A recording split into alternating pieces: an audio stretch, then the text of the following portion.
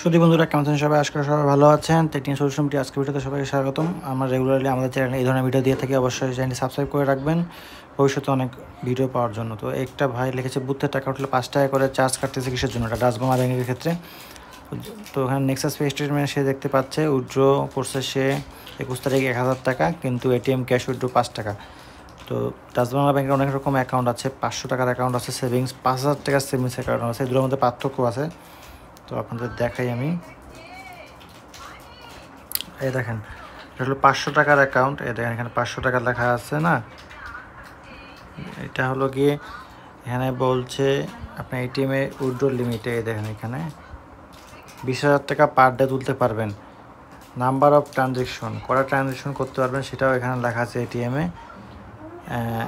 First time day মানে দিনে একটি free of cost, 3 time per month free of cost, মানে মাসে 3টা করতে পারবেন, কোনো টাকা কাটবেন না। এই 3টার পর থেকে যখনই আপনি এটিএমে উইথড্র করবেন তখন থেকে 5 টাকা করে অ্যাডিশনাল চার্জ কাটবে। এটা হলো 500 টাকার অ্যাকাউন্টে।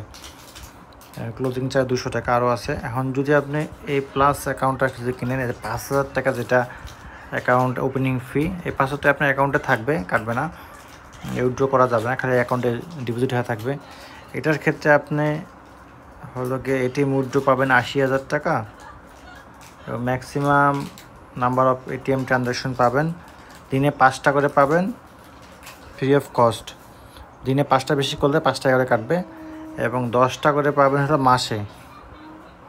10টার বেশি যদি এক মাসে বেশি হয়ে যায় সেক্ষেত্রে 5 টাকা করে কাটবে। তার মানে বোঝা গেল সর্বোচ্চ করা যাবে 10টা, দিনে 5টা। আজকে 5টা করলেন, কালকে 5টা করলেন, কোনো টাকা কাটবে না।